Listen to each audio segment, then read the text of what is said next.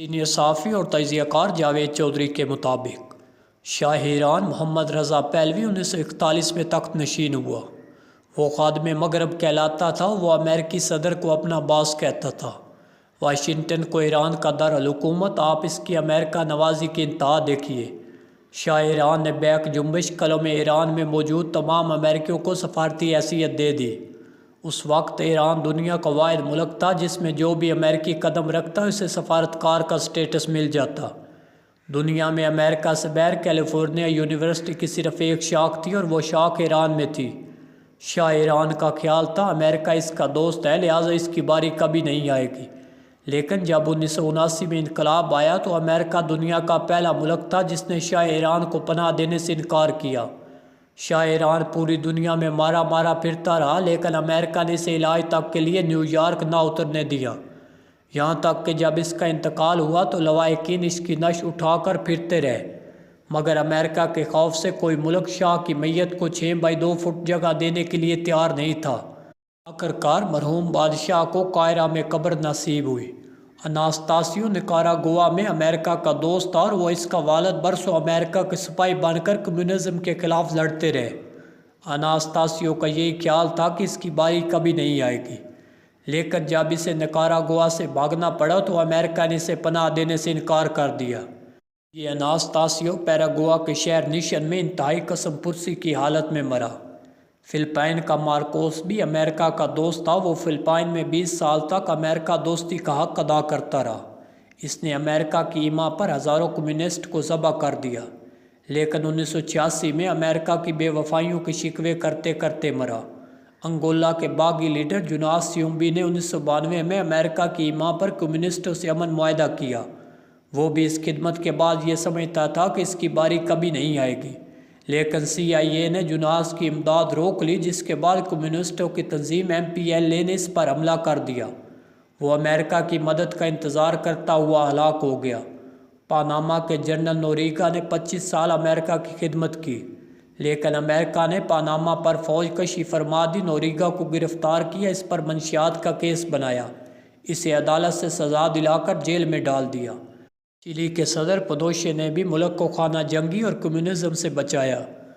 17 سال امریکہ کی خدمت کی۔ وہ امریکہ کے اس قدر وفادار تھا کہ اس نے 1990 میں امریکہ کے حکم پر حکومت چھوڑ دی، لندن میں پناہ لے لی۔ امریکہ کے اشارے پر لندن میں اسے نظر بند کر دیا۔ وہ امریکہ کو مدد کے لیے دعائی دیتا رہا، لیکن پنوشے کی باری آ چکی تھی۔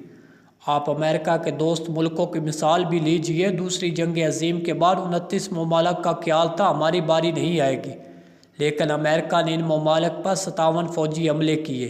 چین ہو، کوریا ہو یا پھر گوٹے مالا، انڈونیشیا ہو، لائبیریا، بولیویا، افغانستان یا پھر عراق، ہر وہ ملک جو امریکہ کا دوست تھا، جس نے خود کو امریکہ سے محفوظ سمجھا اور جو یہ کہتا تھا ہماری باری کبھی نہیں آئے گی، اس ملک پر امریکی فوج ضرور اتری، اس ملک میں امریکی بارود ضرور پھٹا، اس ملک پر امریکی طیاروں نے ضرور بم برسائے۔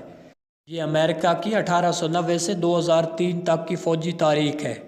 اس تاریخ میں افغانستان اور عراق جیسے درجنوں ملک آتے ہیں۔ ہنری کسنجر نے کہا تھا، آپ امریکہ کی مخالفت کریں تو امریکہ آپ کو منہ مانگی قیمت دے کر خرید لے گا، لیکن اگر آپ اس کے دوست بن جائیں تو وہ آپ کو سستے داموں بیچے گا۔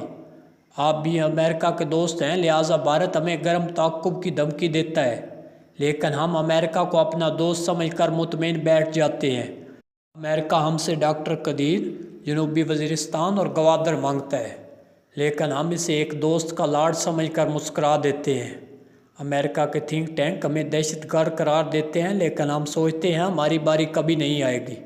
ہم خود کو عراق، پاناما اور فلپائن کے مقابلے میں امریکہ کا کہیں زیادہ دوست سمجھتے ہیں۔ ہم سمجھتے ہیں ہم پنوشے، نوریگا، مارکوس، جوناس سیومبی، تاسیف اور رضا پہلوی کے مقابلے میں امریکہ کے کہیں زیادہ وفادار ہیں، لہٰذا ہماری باری کبھی نہیں آئے گی، لیکن ہم یہ بھول جاتے ہیں۔ ہاتھی کتنا ہی مہذب کیوں نہ ہو جائے، وہ سونڈ ہلائے بغیر نہیں رہ سکتا۔ بچھو خواہ مسجد میں جنم لے، وہ ڈسے بغیر نہیں رہ سکتا، اور ہم یہ بھی بھول جاتے ہیں جس امریکہ نے غیر نیوکلیائی ملک عراق کو نہیں بخشا، وہ جوہری اسلامی طاقتوں کو کیوں معاف کرے گا۔ ہم یہ بھول جاتے ہیں ہم امریکہ کے دوست ہیں، لہٰذا ہمیں کبھی نہ کبھی اس دوستی کا تاوان ضرور ادا کرنا پڑے گا۔ ہم کبھی نہ کبھی ہاتھی کی سونڈ کی لپیٹ میں ضرور آئیں گے۔ ہم ایک خوش فہم قوم ہیں، ہم اور ہمارے حکمران ابھی تک یہ سمجھ رہے ہیں ان کی باری کبھی نہیں آئے گی۔ ہم لوگ بلوچستان میں لگی آگ کا نظارہ کر رہے ہیں، ہم اپنی سرحدوں پر ہونے والی تبدیلیاں بھی دیکھ رہے ہیں، ہم بھارت اور افغانستان کی آنکھوں کی سرخی بھی دیکھ رہے ہیں، لیکن اس کے باوجود ہم یہ سمجھ رہے ہیں ہماری باری کبھی نہیں آئے گی۔ ہم کتنے خوش فہم ہیں، ہم یہ سمجھ رہے ہیں دودھ میں گرنے کے بعد چھپکلی کا زہر ختم ہو جائے گا اور پاکستان تک پہنچ کر بچھو اپنی فطرت بدل لے گا۔ ہم حقیقتاً بے وقوف ہیں، ہمیں یہ نظر نہیں آ رہا ہماری باری اب آ چکی ہے، اب بس چند ماہ کی بات ہے۔